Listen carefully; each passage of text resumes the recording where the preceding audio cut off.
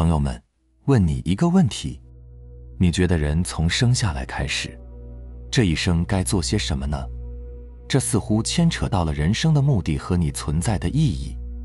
地球呢，是我们的世界，但是我们来看看它在宇宙中的存在状态。视角呢，可以放大到太阳系，地球呢就像沙粒一般，但是放大到银河系呢，就犹如微尘了，你几乎找不到了。如果视角再扩大到无数的星系团这个尺度中，那地球连微尘都算不上。但是就在如此微不足道的如同微尘一般的小世界中，有文明毁灭新生，有王朝不断的更替，生命持续的繁衍。我们所谓的圣人、伟人，你的父母、亲人、爱人，所有你在意的事情，让你开心的、悲伤的、痛苦的等等，你所有执着的通通都在这里。对于宇宙万有来说，都在一个微乎其微的微尘之上。在如此微不足道的小世界里面，家人安排着你的人生，学校安排着你的人生，社会安排着你的人生，文化背景安排着你的人生。你可以看看身边所有的人，他们在思考问题的时候是以什么样的出发点开始的，你就能知道他的意识有过怎样的经历，是怎样被养成的。头脑的意识状态和水平呢，绝大多数都是后天被圈养出来的。他们认为到了一定的年龄就应该去做什么样的事情，他们很清楚什么是应该做的，什么是不应该做的，而这些判断来源于他所受的教育和头脑所有观念的灌输，来源于他们所有的经历。他们在这样的灌输下，就算升起了关于人生、关于自我的疑问，也不会有任何的答案，因为在从小被灌输的所有信息里面呢，根本不存在这种让我们超脱的答案。文明可能需要觉醒者，但统治不需要。只有在安定美好的生活下，物种才会持续正常的繁衍，一代一代，犹如工蚁一般，为更上层的人提供更优质的生活状态。每一层的稳定都会使上一层更加稳定，底层的基石一定是最多的。他们直面最原始的能量状态，通过层层的加工向上贡献，生产许多看不见的能量。除了物质，还有更加丰富的体验和权利。人之道中三六九等，天之道中万物平等。人类社会形成了近乎封闭的世界，并拥有自己内部的法则，并且它作用于所有人的身上，所以几乎不存在所谓的世外之人。身在世俗心在外尚有可能。所以本质上呢，人生应该做什么，在这个人类社会里面已经给你画了千万条路，比如职业的定位和选择，还有遵循道德礼仪产生的所有需要你做的事情等等。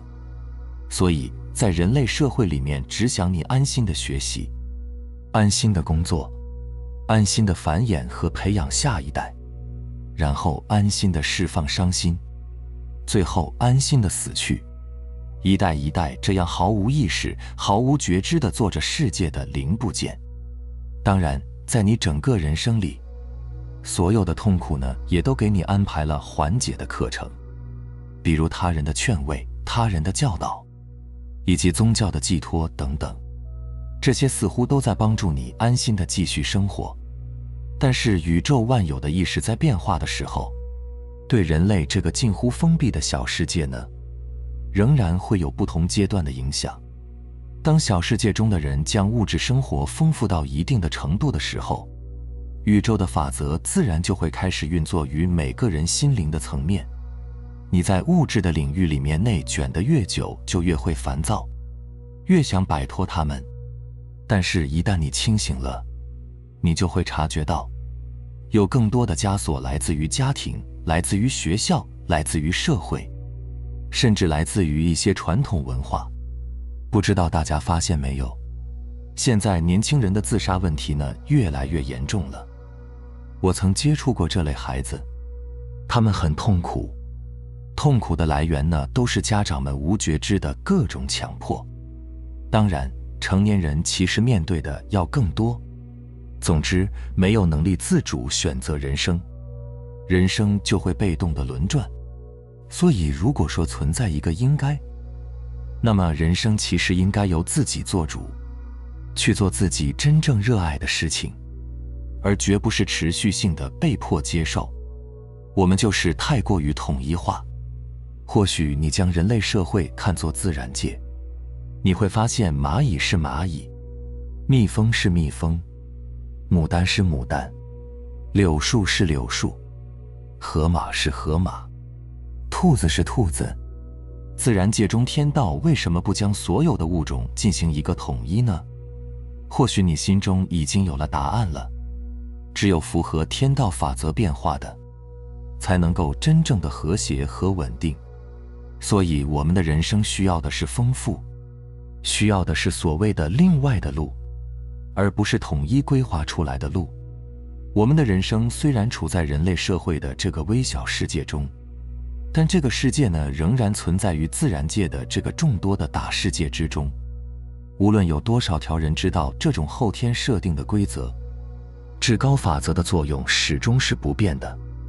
所以我们通过观察自然界，就会发现根本没有一个统一的应该，而是在变化的角度上，万物各行其道。我们有一个错误的观念，很多人谈到人与万物，就很自然地认为人这个总称代表了所有的人的个体。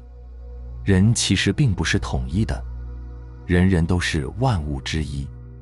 80亿个人就犹如80亿个自然界不同的生命，个体间是与众不同的。如果你持有这样的视角去看待身边所有的人，你才会真正的明白为什么他会那样讲话，为什么你会这样说话，为什么我会这样做事。你会发现每个人都是自然的不同，就好比你与不同的动物打交道是一样的。你会要求牡丹花去吃虫子，要求一条鱼在天上飞吗？就像庄子曾讲过的那个故事，当你乘船在河流中行驶，突然有一艘船驶过来，眼看就要撞上你，你赶紧冲他大喊，让他赶快让开，对方却不为所动，然后撞上了你的船。你生气地对他破口大骂，最后你发现撞你的是一只随波逐流没有主人的空船，你瞬间就不生气了。所以让你生气的不是船被撞这件事，而是船上有人。如果对方船上有人，那你说不定就会与之发生争执。为什么呢？其实就是你把所有人当人了，你把所有的人规划到了统一的标准，你认为他们应当与你差不多，应该与你持有相似的观念、利益和行为准则。如果真的是如此，那岂不是天下太平了？但事实上绝非如此。当你转变了视角，你才有可能认识到，天地万有各有其道，也应该各有其道。只有各行其道，世界才能和谐运转下去。如果这世界上没有水，没有土壤，只有全部的草，那它能存在吗？肯定是不能的。所以回到我们的主题，人这一生应该做什么？这个问题呢，在你的生活情景里面可以说是辐射了众多的领域。你并不需要所谓的榜样，也不需要去追什么明星，更不需要去崇拜什么圣人。你是这个世界上独一无二的存在，你的路只有你在走，也只能是你在走。人生如果有所谓的应该，那么最应该的就是做你自己，不要受到他人的误导，也不要轻信他人的言论。无论是谁的人生，无论是什么样的路线，都属于个体的体验和实证，不断探索，不断的求证。